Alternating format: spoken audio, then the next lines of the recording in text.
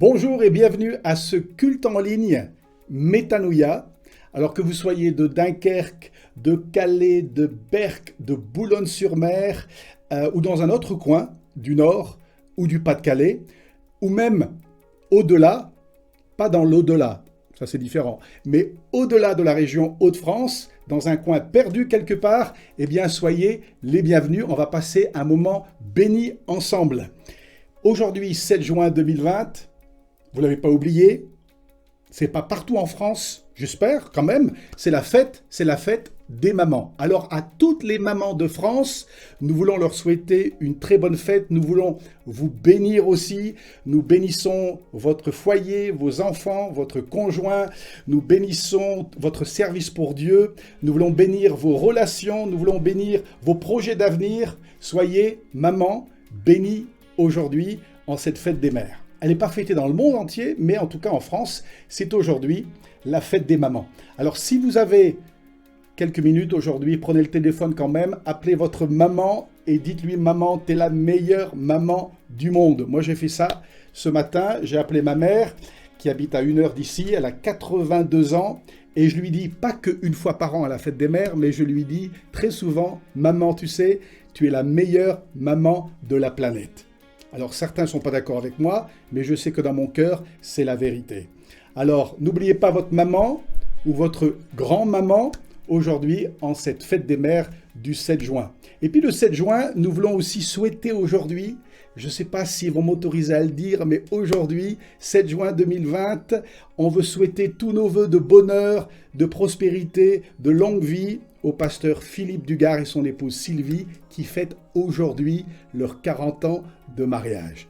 Waouh! Ça n'arrive pas à tout le monde d'arriver à 40 ans de mariage.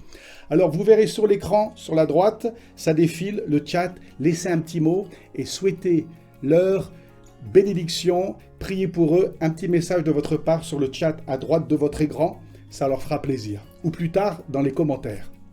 En tout cas, voici le programme pour aujourd'hui, ça va vous faire du bien, c'est le menu du jour. J'espère qu'il va vous faire plaisir, ce menu qu'on a préparé pour vous ici dans les studios de Métanoïa. D'ailleurs, Métanoïa, j'ai appris en grec, ça veut dire transformation, repentance. Alors on espère que pendant l'heure qui va suivre, votre mentalité, votre façon de penser va être en forme, en mode métanoïa. Elle va être transformée et vous allez penser différemment à la fin de ce culte que vous pensiez au début de cette rencontre. Alors voilà le programme. On va écouter Anaïk et Priscilla qui vont nous diriger dans un temps de chant, de louange, avec des instruments. Alors on ne loue pas Dieu qu'avec de la musique. Il y a toutes sortes de formes pour louer Dieu. Mais ce matin, c'est avec Anaïk et Priscilla et leurs instruments et leur musique qu'on va louer le Seigneur ensemble. Et ensuite, on va laisser la place juste après au pasteur Jean-Yves Lecoq qui va nous introduire dans la parole de Dieu. On va plonger ensemble dans la Bible et on va découvrir les maisons que Jésus a visitées. Et le titre de son message, c'est « Quand Jésus entre dans nos maisons ». Je ne sais pas le contenu du message, mais j'imagine que quand Jésus est sorti de ses maisons, les gens qu'il a laissés derrière lui n'étaient plus pareils. Et j'espère que quand vous écouterez le message tout à l'heure, votre vie aussi ne sera plus la même et que votre maison, votre foyer soit aussi béni. Et ensuite, on aura, juste après la prédication, un temps de Sainte Seine. Et on partagera ensemble, là où nous sommes dans nos maisons éparpillées sur la région, on va partager en même temps le pain et le vin. Alors, je vous conseille peut-être d'aller chercher du pain et du vin, vous le mettez de côté, et comme ça, tous ensemble, tout à l'heure, on le prendra. On le prendra dans nos maisons. D'ailleurs, les premiers chrétiens, dans l'église primitive, c'est dans les maisons qui partageaient le pain et le vin. Donc, il n'y a pas de souci pour ceux qui se disent « Ah non, il faut que ce soit dans un bâtiment d'église à 11 h le matin, le dimanche. » Ce n'est pas nécessaire, on peut le faire chez soi et on est tous reliés les uns et les autres avec le corps de Christ grâce à ce temps de scène qu'on va partager ensemble juste après le message. Et pour terminer ce culte en ligne, on aura ce qu'on appelle Métanoïa Plus. C'est un peu comme le bonus et ce sera un échange, une interview.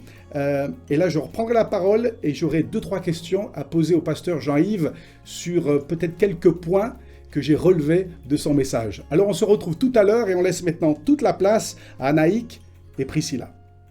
Bonjour tout le monde. Bonjour. On est super contente avec Anaïk de pouvoir vous retrouver et louer notre Dieu ensemble. On est aussi heureuse de pouvoir se revoir, surtout aussi en respectant les règles sanitaires, mais juste de se voir et d'être dans la même pièce pour pouvoir louer Dieu ensemble, ça fait vraiment un grand bien. C'est clair. Et on va commencer par le premier chant qui dit « Je viens dans ta maison, je veux te rencontrer. Tel que je suis, m'abandonner à toi, Seigneur. »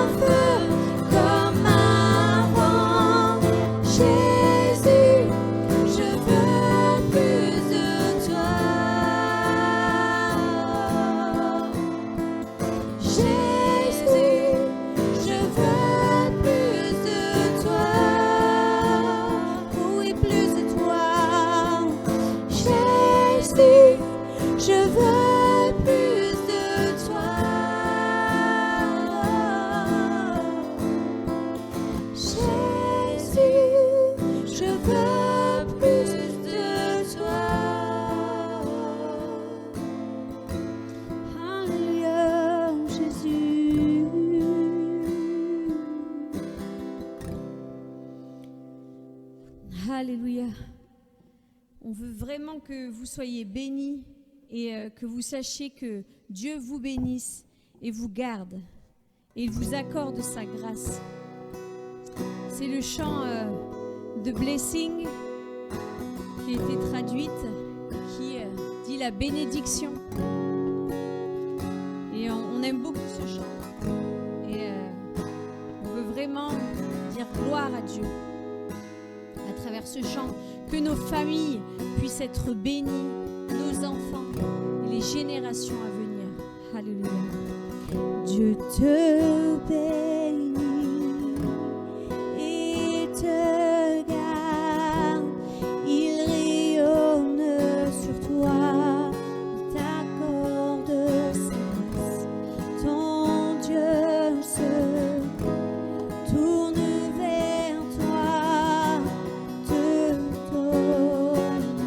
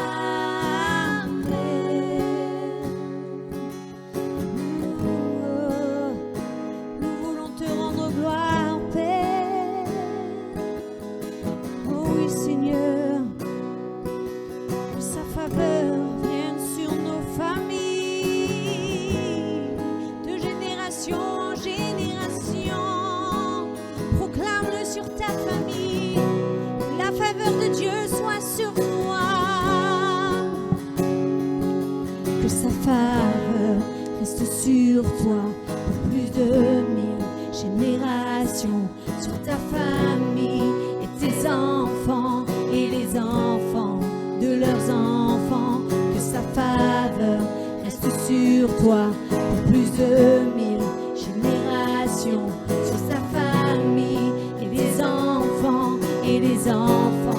de leurs enfants, que sa présence environne la victoire à tes côtés, qu'elle te tire et t'entoure. Il est pour toi, dès le matin jusqu'au coucher, à chaque pas, veillant sur toi dans les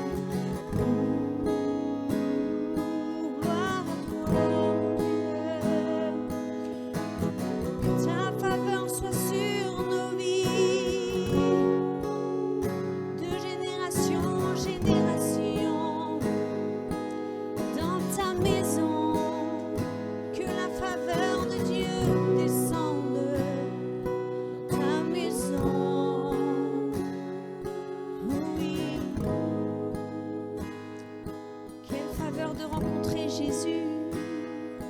Quelle grâce, quelle paix.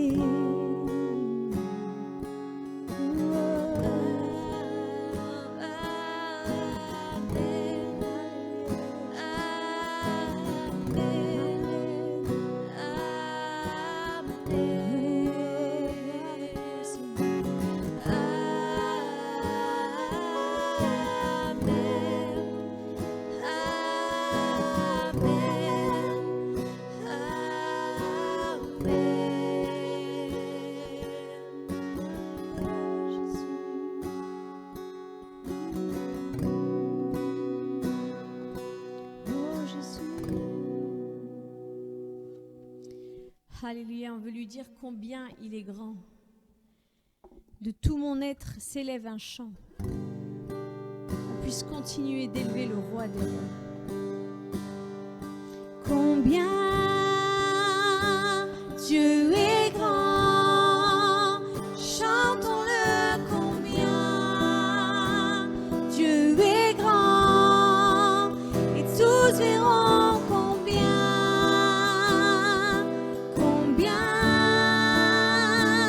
Dieu est grand, combien Dieu est grand, chantons-le combien Dieu est grand, et tous verront combien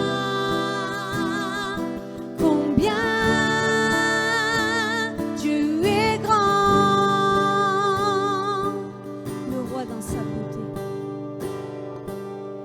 le roi dans sa beauté, vêtu de majesté, la terre est dans la joie, la terre est dans la joie, sa gloire resplendit, l'obscurité s'enfuit au son de sa voix, au son de sa voix. Combien Dieu est grand, chantons-le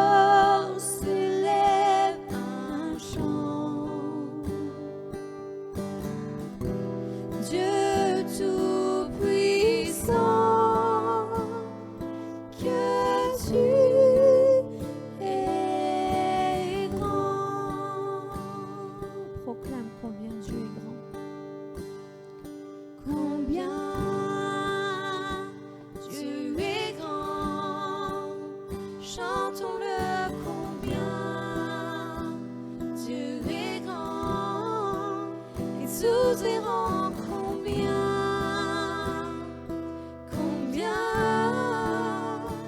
Dieu est grand.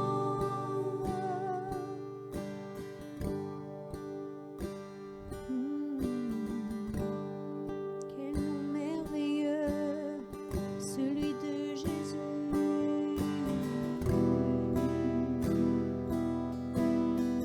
Quel nom victorieux, quel nom puissant.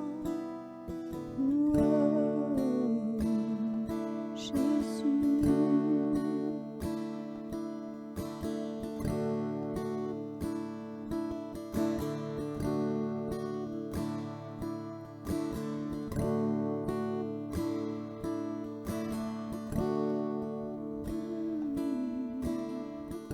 On veut chanter où ce nom est si merveilleux, où ce nom est si glorieux.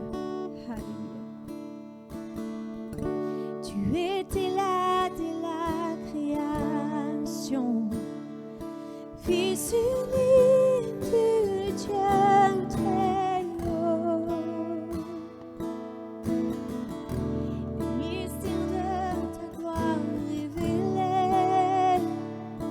en toi, Christ, notre Seigneur. Oh, ce nom est si merveilleux, oh, ce nom est si merveilleux, le nom de Jésus-Christ, mon roi. Oh, ce nom est si merveilleux, sa beauté est sans pareil. Oh, ce nom est si merveilleux, le nom de Jésus.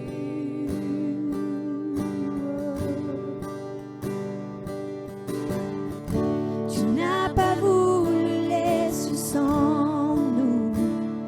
Alors Jésus, tu es venu. Ton amour a vaincu mon péché. Plus rien ne peut nous séparer. Oh, ce nom est si glorieux. Oh, ce nom est si glorieux.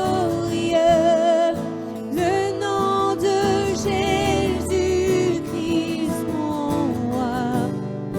Oh, ce nom est si glorieux, sa beauté est sans pareil. Oh, ce nom est si glorieux, le nom de Jésus. Oh, ce nom est si glorieux, le nom de Jésus.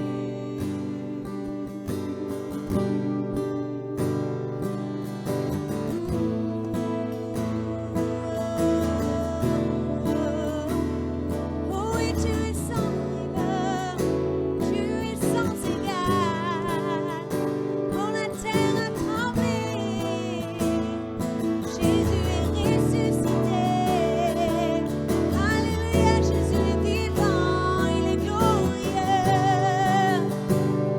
Oh oui, ensemble, la terre a tremblé, le voile s'est déchiré, armant la mort et le péché.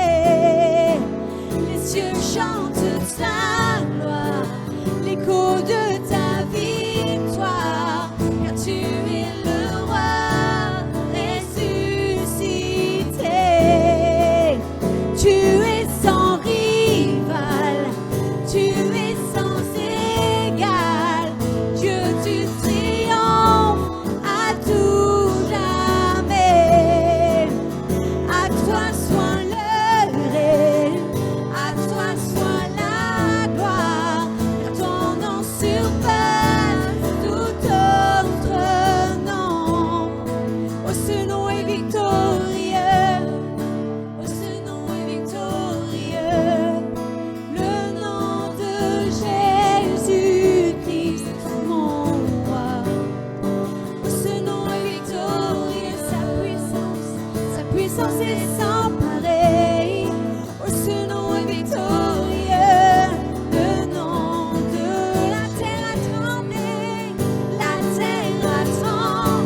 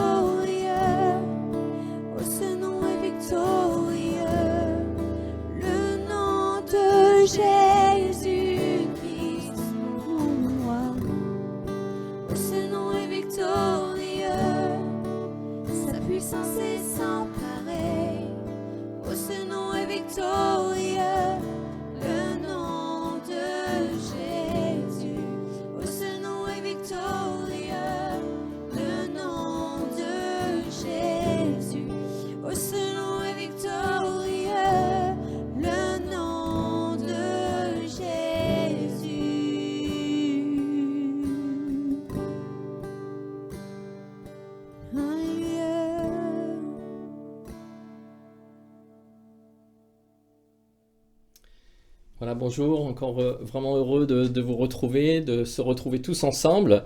Et puis, on remercie vraiment beaucoup Anaïk et Priscilla pour ce temps aussi, où on a pu louer le Seigneur, célébrer son nom au travers du chant. Merci à Timothée aussi d'être avec nous ce matin. Et on veut vraiment entrer, comme a dit l'expression qu'a donnée Timothée tout à l'heure, entrer, plonger dans la parole de Dieu, avec ce message qui est venu sur mon cœur il y a quelques jours, ce titre « Quand Jésus entre dans nos maisons ».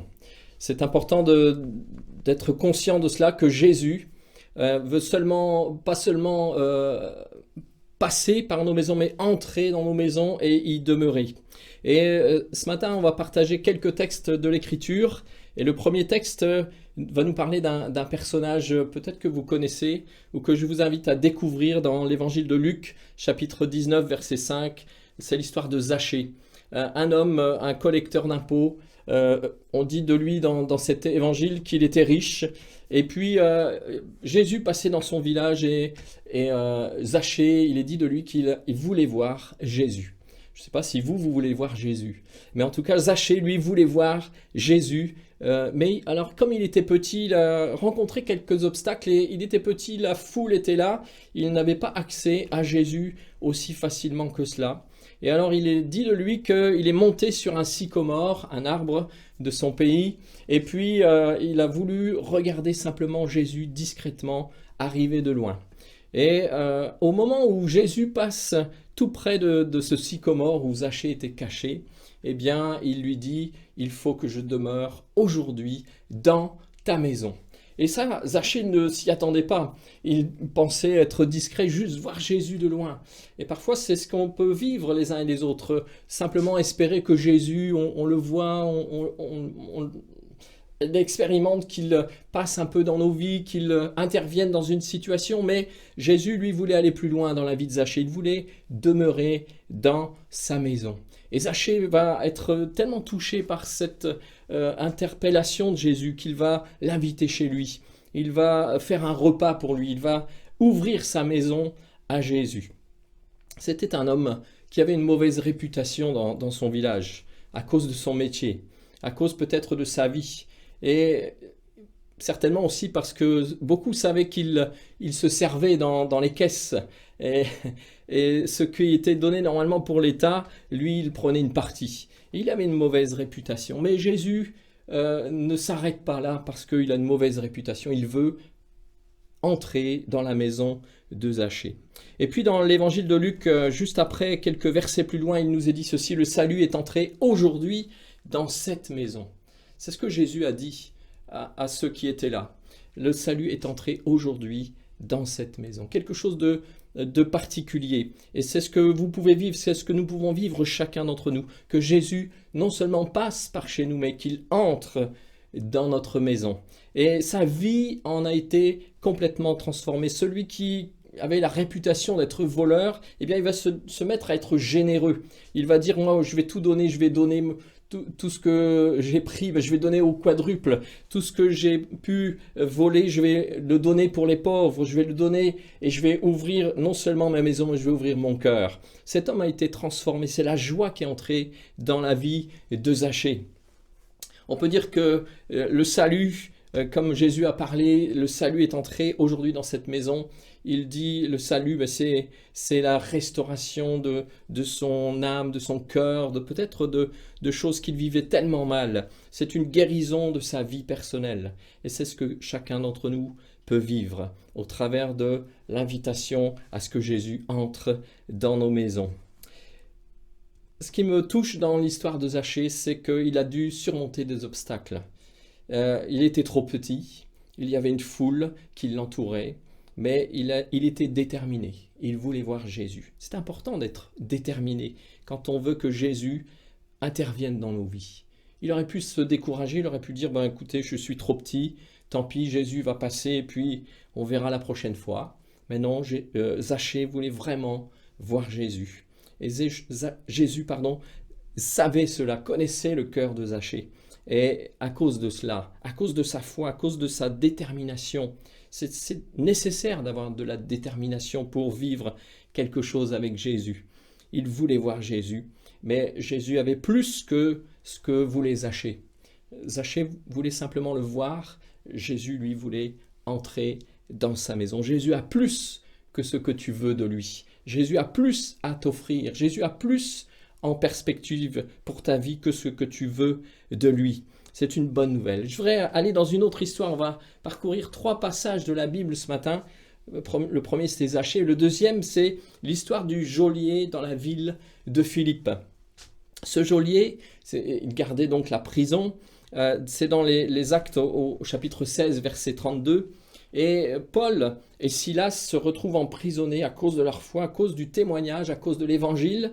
Ils se retrouvent emprisonnés dans la prison où ce geôlier travaille. Et il va se passer des choses assez miraculeuses. Ce n'est pas l'objet de mon message ce matin, mais il est dit à la fin de cette histoire que Paul et Silas se sont retrouvés dans la maison du geôlier. Et il est dit ceci, Acte 16, 32, ils lui annoncèrent la parole du Seigneur ainsi qu'à tous ceux qui étaient dans sa maison. Et je voudrais vous dire que quand Jésus entre dans nos maisons, non seulement c'est quelque chose de personnel pour une personne, mais c'est aussi quelque chose qui peut s'étendre à tous ceux qui nous entourent. Et c'est alors que le geôlier va inviter dans sa propre maison les serviteurs du Seigneur, eh bien c'est l'évangile qui va entrer, c'est Jésus qui va entrer. Jésus était monté au ciel, il n'était plus en chair et en os sur la terre, mais par l'action du Saint-Esprit, il était vivant et puissant, et il l'est toujours aujourd'hui. Et quand il a laissé pénétrer les serviteurs du Seigneur dans sa maison, ils ont entendu parler tous de la parole du Seigneur, et toute sa famille avec lui a été touchée, a été convaincue, a été bénie. Voilà, quand Jésus entre dans nos maisons, c'est non seulement nos propres vies personnelles qui peuvent être bénies et transformées, mais c'est aussi tous ceux qui nous entourent, tous ceux qui nous sont proches, tous ceux qui sont autour de nous. Et ça, c'est une bonne nouvelle pour chacun. Pour toi, peut-être qui m'écoute, si tu laisses entrer Jésus dans ta maison, non seulement toi, tu vas être béni, mais ceux qui t'entourent peuvent l'être aussi. Et il s'ensuit quelque chose de formidable, c'est que ce geôlier, il va se convertir. C'est vraiment un changement de vie. Il va changer, faire demi-tour dans sa vie. Et il est dit à un moment qu'il voulait se donner la mort à cause du fait que les prisonniers étaient prêts à s'échapper. Il était prêt à se donner la mort. Mais les serviteurs du Seigneur, Paul et Silas, sont intervenus. Et je voudrais vous dire que peut-être quelqu'un aujourd'hui aussi a déjà eu ce genre de pensée, d'être prêt à se donner la mort. Mais là, c'est l'évangile, en entrant dans la vie de ce geôlier, ce n'est plus la mort qui était ce qui l'attirait, mais c'est la vie qui est entrée dans cette maison. Il est dit que toute cette famille s'est convertie, s'est fait baptiser. Et on retrouve vraiment aussi quelque chose de fort dans la vie de cet homme, c'est qu'il va accueillir chez lui Paul et Silas. On voit de l'hospitalité, on voit qu'il ouvre sa maison. Ça, c'est important, que nos maisons, que ta maison, que votre maison deviennent comme la maison du Seigneur. Et ils vont se réjouir ensemble, il va y avoir quelque chose de frais dans sa vie, quelque chose de nouveau. Je voudrais simplement peut-être attirer votre attention sur le fait que ce geôlier, c'est lui qui gardait les prisonniers, mais en fait, il était prisonnier lui-même. Prisonnier de choses dans son cœur, peut-être prisonnier de la peur, de la mort, de choses qui n'étaient pas dans la lumière dans sa vie. Il est dit dans les Actes au chapitre 16, verset 29, qu'à un moment, il demanda de la lumière. Et c'est à ce moment-là que quelque chose a basculé dans sa vie. Il a demandé de la lumière. Et je vous invite ce matin, vous qui m'écoutez, à demander de la lumière, parce que Jésus lui-même est la lumière de la vie. Jésus a déclaré dans l'Évangile que celui qui me suit ne marchera pas dans les ténèbres, mais il aura la lumière de la vie. La lumière est pour chacun de nous. Elle éclaire nos vies, elle change nos circonstances, elle change notre environnement, l'atmosphère. C'est comme le matin quand on se lève, que tout est dans le noir dans notre maison, puis on ouvre à ce moment-là les fenêtres et les volets, puis là, le soleil du matin vient éclairer notre maison. Quel changement! Eh bien, c'est ce qui se passe au niveau de notre cœur, au niveau de notre âme, au niveau de notre esprit, quand on ouvre nos maisons au Seigneur. Et puis, un troisième passage dans dans la Bible que je voudrais partager avec vous en quelques instants. C'est dans l'Épître aux Romains, chapitre 16, verset 5. Et je voudrais qu'on aille un peu plus loin parce que dans ce verset, il est dit ceci. Paul fait des salutations à tous ceux de l'église de Rome et il dit « Saluez aussi l'église qui est dans leur maison. » L'église qui est dans leur maison. Il parle de Prisca et Aquilas. Prisca et Aquilas, c'était les compagnons d'œuvre de Paul. Et puis, il dit même d'eux qu'ils ont été jusqu'à donner leur vie pour l'œuvre du Seigneur. Ils étaient prêts à mourir pour l'œuvre du Seigneur. Et on voit, si on regarde un peu dans les actes et dans le livre des Romains, on voit qu'ils exercent l'hospitalité pour Paul, pour Apollos. Et puis, là, ils en sont même à ouvrir leur maison à l'église qui est dans leur maison. Et je voudrais vous dire, à vous qui connaissez déjà le Seigneur, peut-être qui avez fait la même expérience que Zachée, peut-être qui avez fait la même expérience que le geôlier ou un peu différente, mais que vous pouvez non seulement avoir laissé Jésus entrer dans votre maison, mais aussi que votre maison devienne un lieu d'accueil pour l'Église. Un lieu d'accueil où on peut entendre parler du Seigneur, entendre parler de l'Évangile, entendre l'enseignement de la parole de Dieu. Prisca et Aquila sont enseignés plusieurs. Ils sont devenus une source de bénédiction pour beaucoup. Ils sont devenus une source de bénédiction pour Apollos, qui connaissait un peu le Seigneur, mais qui avait besoin d'en entendre parler davantage. Et puis, on voit que beaucoup sont passés certainement dans leur maison. Et on dit de leur maison que c'était comme la maison du Seigneur. Eh bien, votre maison peut devenir la maison du Seigneur, votre vie quotidienne. Vous savez, l'Évangile, ce n'est pas une religion, ce n'est pas quelque chose qu'on vit extérieurement, c'est quelque chose qui vient pénétrer notre vie quotidienne. Alors, à la maison, il y aura du changement. Peut-être dans ta vie personnelle, il y aura du changement, dans ta vie familiale, dans ta vie sentimentale même. Peut-être entre toi et ton épouse, toi et ton époux, peut-être entre tes parents ou alors avec tes enfants. Tout dépend de l'âge que tu as. Mais voilà, il y aura quelque chose qui change dans les relations. Peut-être le mépris qu'il y avait les uns pour les autres sera changé en honneur. Quelle joie de vivre avec l'honneur dans la maison, quand on s'honore mutuellement, quand on se respecte mutuellement, quand au lieu d'avoir des mots durs, des mots méchants, des mots agressifs, il y a des mots d'encouragement, il y a des mots affectueux, il y a des mots d'amour. Ça, c'est bon. Et on voudrait vous dire, au travers de l'Évangile, que voilà ce que fait Jésus quand il entre dans nos maisons.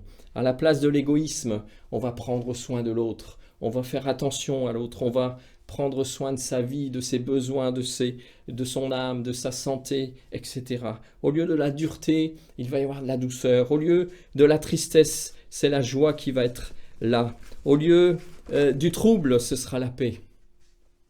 Et comme Zachée, au lieu peut-être de choses impures, de choses pas très droites, il y aura la droiture, il y aura l'intégrité, il y aura la justice. Au lieu du désespoir, comme ce geôlier qui était prêt à se donner la mort, il y aura une espérance. Oui, quand Jésus entre dans nos maisons, ça change beaucoup de choses et ça peut changer beaucoup de choses dans ta vie. Alors, quand ça arrive, ces choses-là, on ne se contente plus d'aller à ce qu'on appelle la maison du Seigneur.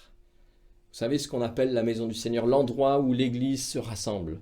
Mais on devient nous-mêmes la maison du Seigneur. Et nos maisons deviennent, chacune d'entre elles, la maison du Seigneur. Et alors, quand on se rassemble, parce qu'on se rassemble quand même, et peut-être encore aujourd'hui, on ne peut pas encore se rassembler parfaitement, mais ça va venir. Petit à petit, il y a des choses qui vont se remettre en place. Mais quand on devient la maison du Seigneur personnellement et dans sa famille, alors quand on se rassemble, c'est comme un feu qui s'embrase, c'est comme, vous savez, un petit peu comme des braises allumées les unes loin des autres, elles peuvent s'éteindre assez facilement. Mais quand on prend des braises déjà embrasées, qu'on les met ensemble, alors ça crée un dynamisme, ça crée un feu qui est vraiment puissant. Et voilà ce qu'est l'Église quand elle se rassemble. C'est des braises allumées chacune de leur côté, mais quand elles sont rassemblées, quelle force et quelle puissance. Et on vous invite, chacun d'entre vous, à vivre cela, à être des braises enflammées, embrasées de la puissance du Saint-Esprit dont Moïse a parlé dans sa prédication de dimanche dernier. Oui, nos rassemblements ne seront plus jamais les mêmes. Quand chacun d'entre nous, Jésus est entré dans nos maisons. Alors quand Jésus entre dans ta maison, et je voudrais simplement terminer en quelques instants et prendre quelques instants dans la prière, en recitant ce texte que j'ai cité au début. Il faut que je demeure aujourd'hui dans ta maison. Il faut. C'est l'appel de Jésus, c'est pas mon appel. C'est l'appel de Jésus. Il faut que je demeure aujourd'hui dans ta maison. Est-ce que quelqu'un, ce matin, peut-être derrière ton écran, derrière ton ordinateur, derrière ton téléphone, tu peux répondre à cet appel? Il faut que je demeure aujourd'hui dans ta maison, dans ta vie quotidienne.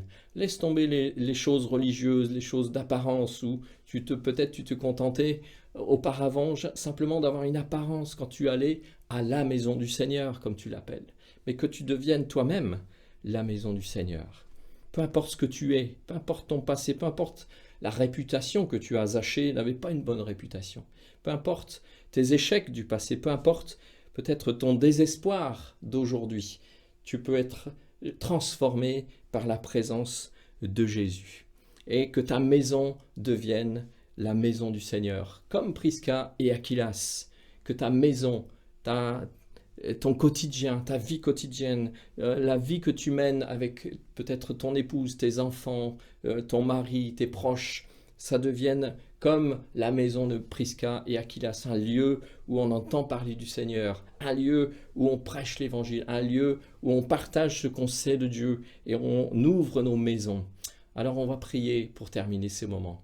Merci Seigneur parce que tu es celui qui non seulement passe devant nous, tu n'es pas indifférent, mais tu veux entrer dans nos maisons, tu veux entrer dans nos vies personnelles, tu veux entrer non pas pour t'incruster dans nos vies, non pas pour t'ingérer dans nos vies, pour entrer là où on ne te laisserait pas entrer, mais tu veux entrer avec amour pour amener la lumière, tu veux entrer avec douceur pour amener la paix.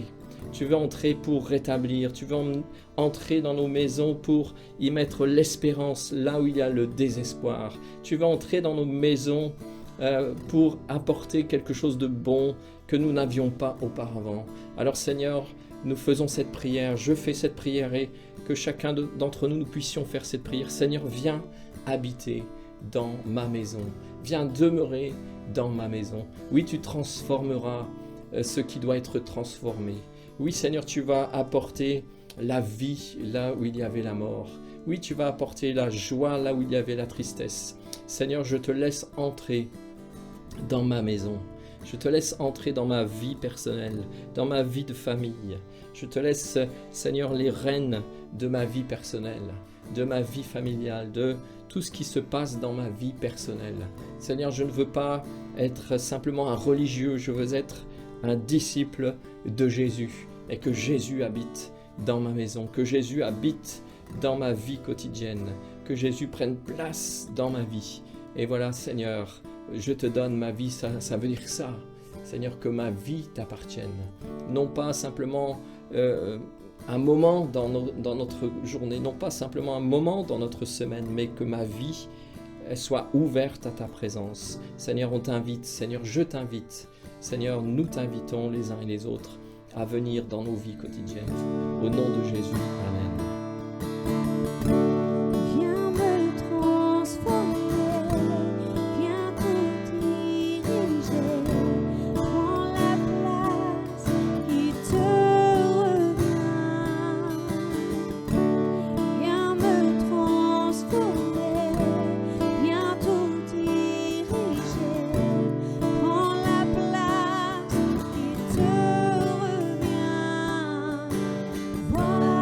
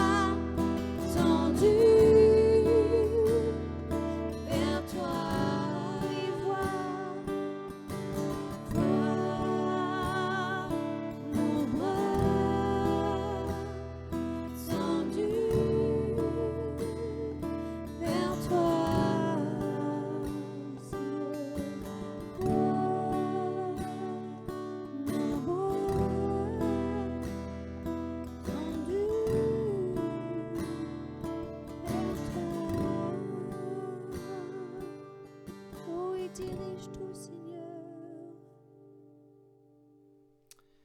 Donc on se retrouve pour ce moment qu'on a préparé et qu'on va partager tous ensemble. Peut-être chacun d'entre vous, vous avez pu préparer un peu de vin, un peu de pain. Pour ce moment, ce qu'on appelle dans notre milieu la Sainte Seine, c'est simplement un repas que Jésus a institué. Et ça se passait à l'époque des premiers chrétiens, au cours d'un repas. Et ils le prenaient parfois dans la maison, ils pouvaient le prendre en grand nombre, mais souvent aussi en petit nombre, autour d'un repas. Et Jésus l'a institué alors qu'il était avec ses disciples. Et ça se compose simplement de pain et de vin. Et le vin ou le jus de raisin comme un symbole de son sang, et le pain comme un symbole de son corps qui a été livré pour nous et pour vous, pour chacun, pour que nos péchés soient effacés, simplement par notre foi. Alors on va partager ensemble, et je vais le partager avec Timothée, on va le partager aussi tous ensemble, que vous puissiez le faire à la maison avec ceux qui, comme vous, ont la foi en Jésus-Christ, simplement. Eh bien, on va le partager, un peu de vin, un peu de pain, et on va dire simplement, Jésus nous donne un conseil, il nous dit, faites ceci en mémoire de moi, à chaque fois que vous en prendrez. Donc l'essentiel, c'est de se souvenir de ce que Jésus a fait, et de le faire au nom du Seigneur. Et on va simplement rendre grâce, comme lui l'a fait, quand il l'a partagé avec ses disciples, il a rendu grâce au Père, à Dieu, et on va aussi rendre grâce, peut-être Timothée, tu pourrais rendre grâce pour ce pain et ce vin. Et puis on va le partager ensemble avec vous. Père, nous sommes éparpillés dans des maisons différentes sur toute cette région de la Côte d'Opale et peut-être même plus loin. Nous sommes loin les uns des autres, mais nous sommes proches par la scène que nous partageons ensemble, ce repas qui nous rappelle ce que tu as fait pour nous sur la croix. Ton corps a été brisé pour que notre corps soit restauré. Ton sang a coulé pour que dans notre cœur, nous soyons lavés et purifiés. Tu as fait une œuvre parfaite, il n'y a rien à ajouter. Et tout ce que nous voulons faire ce matin, c'est te dire merci, un grand merci. Et si on pouvait voir à travers le monde entier les millions et les millions de rachetés, de toute culture, de toute langue, dans différentes régions de la planète, qui, aujourd'hui, prennent justement ce pain et ce vin pour se souvenir de l'œuvre parfaite de Jésus. Waouh, Seigneur, si on pouvait le voir. Alors tu bénis ce temps dans les maisons maintenant, que nos frères et nos sœurs qui le partagent, même s'ils sont tout seuls, qu'ils sont à 2, à 3, à plusieurs, que tu les bénisses et qu'on puisse jamais prendre ce pain et ce vin à la légère, mais te dire à chaque fois un grand merci. Amen. Amen. Et juste avant de le prendre, je voulais partager ce verset d'Écriture dans les Actes, chapitre 2, verset 46. Il est dit des premiers chrétiens de Jérusalem, ils étaient chaque jour tous ensemble assidus au temple, donc ils avaient de grands rassemblements. Et puis aussi, il est dit, ils rompaient le pain dans les maisons, ils avaient de petits rassemblements, à quelques-uns, parfois quelques dizaines, ça dépendait de la grandeur de la maison. Et ils prenaient leur nourriture avec joie et simplicité de cœur. Donc nous voulons le faire de la même manière aussi, là où vous êtes, avec votre famille, avec vos proches, peut-être avec quelques-uns qui sont avec vous, prendre ce repas avec joie et simplicité de cœur. Alors on va prendre le pain et le vin, on va le prendre en même temps, le pain et le vin.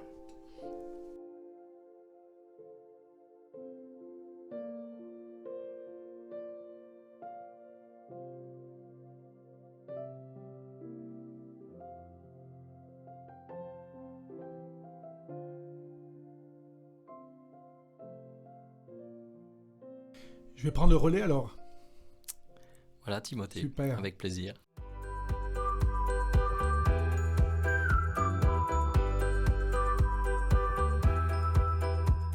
On s'est fait du bien avec le message court, mais il nous a fait du bien. C'est pas une question de longueur, c'est le contenu. Et moi j'étais assis là et je me suis fait du bien à écouter ces 3 récits. Je connais évidemment peut-être plus celui de Zachée, et c'est l'histoire qu'on aime bien dans les écoles du dimanche. Le petit monsieur caché derrière les feuilles qui attendait Jésus en pensant que personne n'allait le voir. Et ce thème me parle beaucoup quand Jésus vient nous visiter dans nos maisons. Je ne sais pas si tu te souviens, tu es légèrement plus âgé que moi. Mais Beaucoup. Hein. Pas beaucoup. Mais je me souviens, notre président Valéry Giscard d'Estaing, alors ça remonte un petit peu, il est toujours en vie d'ailleurs, hein, on l'oublie, qui était président de la République française, avait, paraît-il, une habitude, tous les mois, le président français s'invitait dans une maison J'ai entendu en France. parler, ouais. Tu t'en souviens? Oui. Et personne ne savait qui allait être l'élu. Et puis, tout d'un coup, quelqu'un reçoit un coup de fil de l'Élysée et on leur dit nous sommes heureux de vous annoncer que le président de la République, Giscard d'Estaing, vous a choisi pour partager un repas dans votre maison. Alors, certains pensaient peut-être que c'était une farce au bout du fil. Certains peut-être se disaient mais pourquoi moi? Il y a des millions de Français, pourquoi le président nous a choisis, nous? Et il venait, et la raison pour laquelle il visitait une maison, ce président, c'est qu'il voulait simplement côtoyer des Français, monsieur, madame, tout le monde. Lui qui était toujours avec les membres du gouvernement, les chefs d'État, l'élite. Et je pense que ça devait marquer les gens, ils ont dû prendre des photos pour dire le président de la République française a partagé un repas avec nous. Et quand tu partageais les récits de Jésus dans les maisons, je pense évidemment, la transformation devait être bien plus que la visite d'un chef d'État. Quand le roi des rois nous rend visite, on n'est plus pareil. J'aime beaucoup Zachée et j'aime une phrase que tu as citée tout à l'heure dans ton message. Zachée voulait voir Jésus, mais Jésus voulait entrer chez Zachée. Et je pense qu'il y a beaucoup de monde. Il y a beaucoup de monde comme ça qui sont un petit peu comme Zachée. Alors, voir Jésus de loin, c'est bien. On le voit à Noël, dans la crèche. On le voit peut-être à un mariage, aux enterrements, malheureusement. On le voit, mais caché derrière le feuillage. Et il n'y a pas beaucoup de gens qui sont prêts à laisser Jésus rentrer dans leur maison. Alors, ma question, c'était pourquoi, Jean-Yves, pourquoi les gens préfèrent se cacher dans un sycomore que d'inviter Jésus en personne dans leur maison? Très bonne question, Timothée. Alors, parfois, c'est parce qu'ils ne connaissent pas bien Jésus. Parfois, ça peut être par peur, parce que derrière le mot Jésus, il peut y avoir une méconnaissance de qui il est. Et on peut parfois penser que laisser Jésus entrer chez nous, c'est laisser une religion rentrer chez nous. Mais Jésus n'est pas une religion. Jésus, d'ailleurs, n'a jamais proposé une religion. Et il s'invite en tant que personne divine. Il a même fait plus parce que la Bible nous dit qu'il était dans le ciel et qu'il est venu habiter chez les siens. Et je crois que c'est dans l'évangile de Jean, chapitre 1, il dit « Les siens ne l'ont pas reçu ». Et donc, être chrétien, c'est pas simplement accueillir Jésus de loin, mais c'est vraiment le laisser entrer. Mais Zachée, lui, n'a pas eu peur. Et il a bien fait d'ailleurs, parce que sa vie a été transformée. Parce que c'est plus... comment dire? Je pense qu'il était bien plus heureux en donnant qu'en volant, alors qu'il volait avant.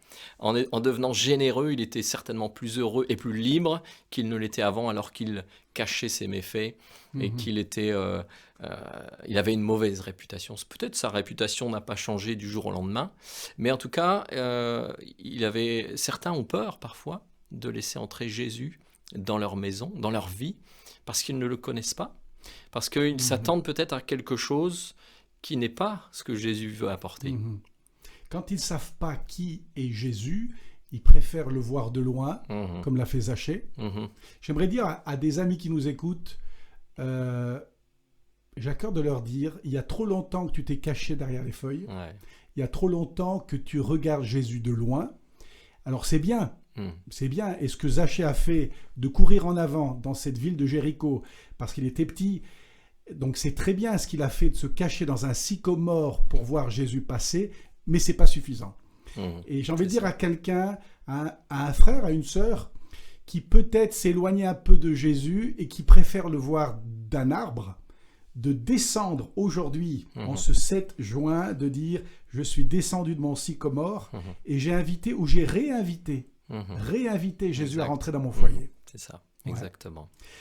Je vais enchaîner avec la deuxième illustration, ou le deuxième récit que tu as mentionné, celui du geôlier dans les Actes des Apôtres. On ne sait pas son nom, mais tu as mentionné que ce geôlier voulait se donner la mort. Quand il a vu que les 2 disciples allaient s'enfuir, qu'il allait peut-être perdre son emploi, qu'il allait peut-être souffrir sous les mains de son supérieur, je ne sais pas, on serait étonné du nombre de chrétiens qui aiment Jésus, qui ont un jour, ou qui peut-être encore aujourd'hui, peut-être encore plus pendant les 2 mois de confinement, ont pensé à se donner la mort. Et ils se disent, mais pourquoi j'ai pensé à ça ?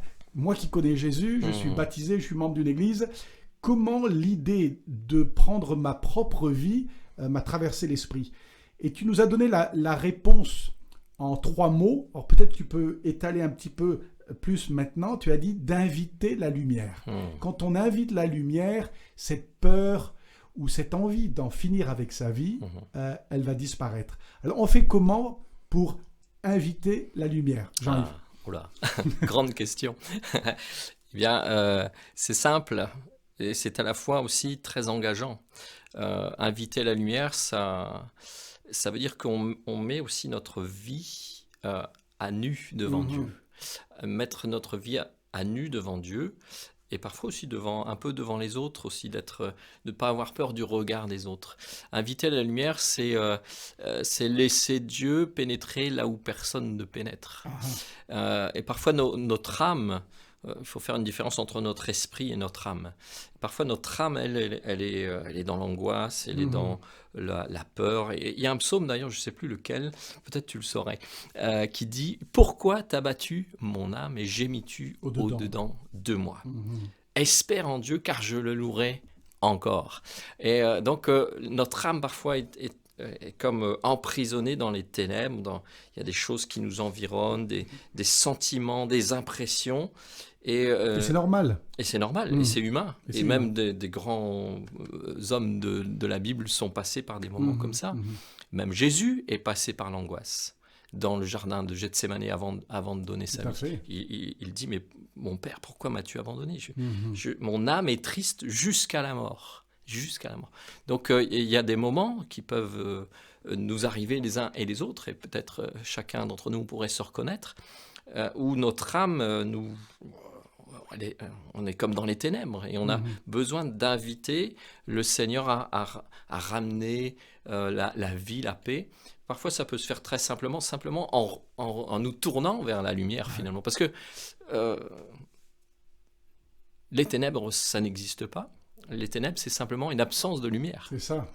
Et donc, quand il y a des ténèbres dans notre âme, dans nos émotions, eh bien, revenir au Seigneur, parfois suffit simplement à se tourner vers lui. Et ça suffit pour que notre âme soit régénérée, renouvelée. Un peu comme quand on ouvre les volets le matin. Je donnais cette image tout à l'heure. On ouvre les volets, puis la lumière rentre. Est-ce qu'on peut dire que quand on invite la lumière, on l'invite pas simplement dans le salon, parce qu'une maison en général, au Cambodge, ils n'avaient qu'une pièce en général, mais dans nos maisons, ou dans les maisons du temps de Jésus, il y avait sûrement des chambres, des cuisines, l'arrière-cuisine, la cour, et d'inviter Jésus dans toutes les chambres, toutes les pièces de notre cœur. Tous les secteurs de notre vie, tous les domaines de notre vie. Et c'est là que ce que j'ai prêché ce matin, c'est simple, c'est laisser Jésus, au fur et à mesure qu'on le connaît et qu'on lui fait confiance, mais on peut ouvrir et ouvrir encore et laisser Jésus. Quand on rencontre Jésus, je dirais qu'on commence à ouvrir au Seigneur parce qu'on le connaît peu, et plus on le connaît, plus on lui fait confiance, plus on s'aperçoit que c'est bon de laisser la lumière pénétrer, et plus on laisse accès au Seigneur. Donc laisser la lumière pénétrer dans toutes les pièces de notre maison. C'est ça. On va Exactement. enchaîner avec le dernier pan de ton message, comme c'est un pulse à 3 morceaux. Donc le dernier morceau, pour que l'image soit complète, tu parlais toujours dans les Actes, il me semble, de Prisca et Aquila, des personnages dans Romains. Des personnages de l'Église primitive dont on ne parle pas beaucoup, mais qui ont, d'après le récit, qui ont eu l'Église, entre guillemets, l'Église dans leur maison.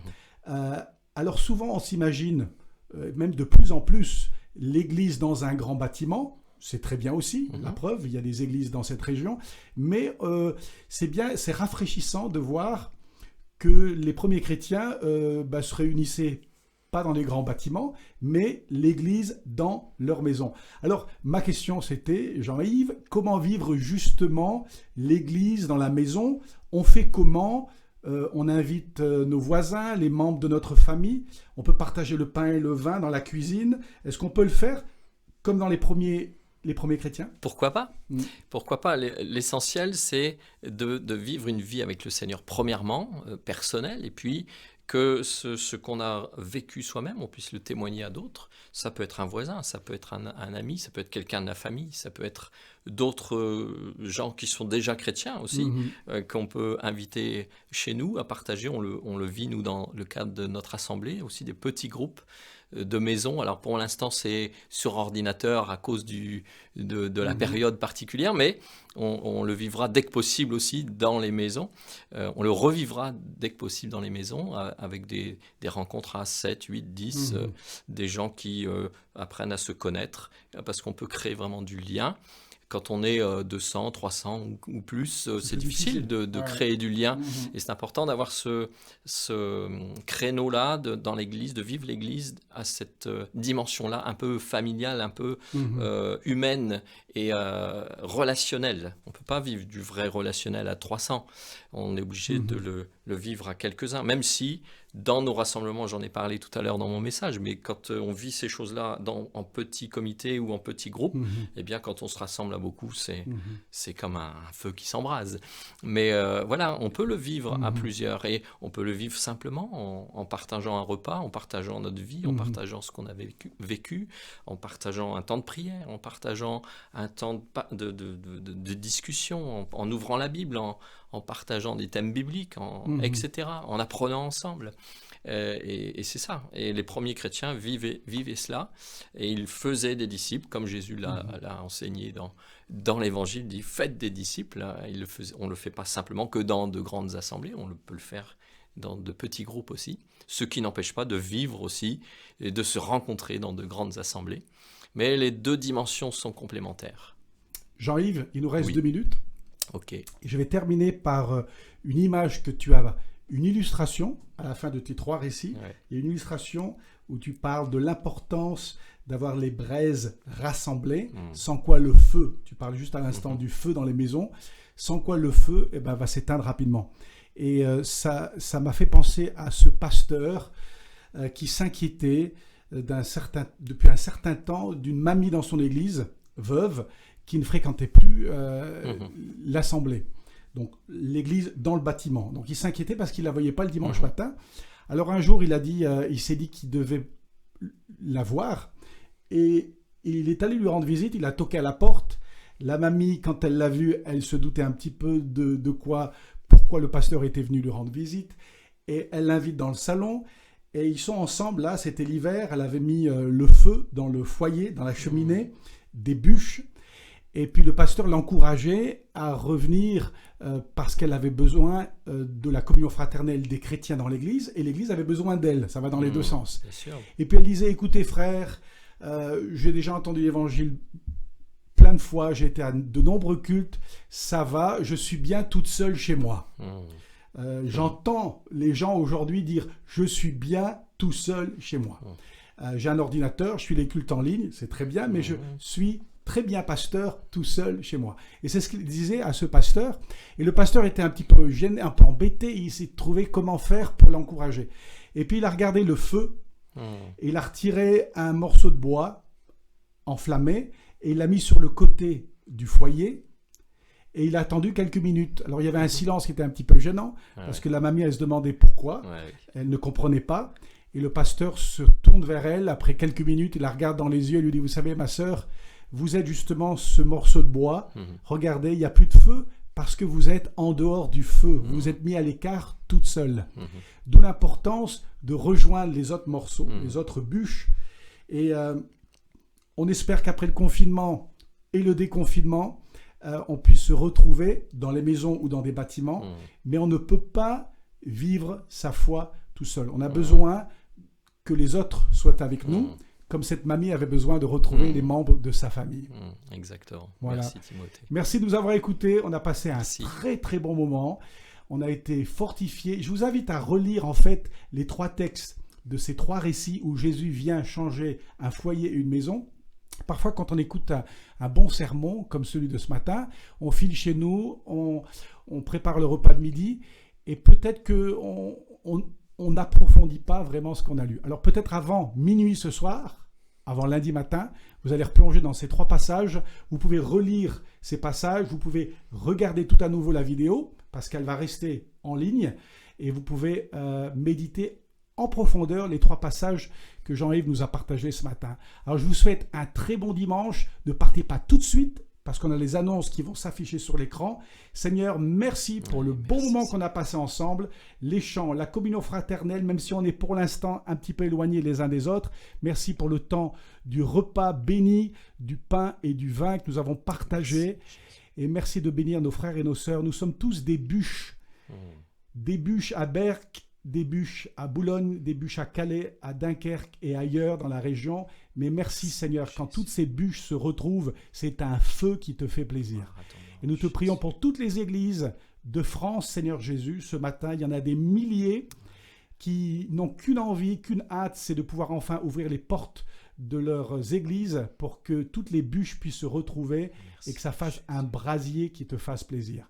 Et on te prie, Seigneur, de bénir nos frères et nos sœurs âgés, malades, souffrants et qui ont du mal, Seigneur Jésus, à se déplacer, que tu les bénisses aussi et qu'ils sentent ta présence à leur côté. Merci pour ce temps et merci pour ta parole. Donne-nous à tous un très bon dimanche et bénis toutes les mamans en particulier aujourd'hui dans leur rôle de mère, d'épouse, que tu les encourages dans cette tâche formidable que tu leur as confiée. Dans le nom de Jésus, Amen. À dimanche prochain.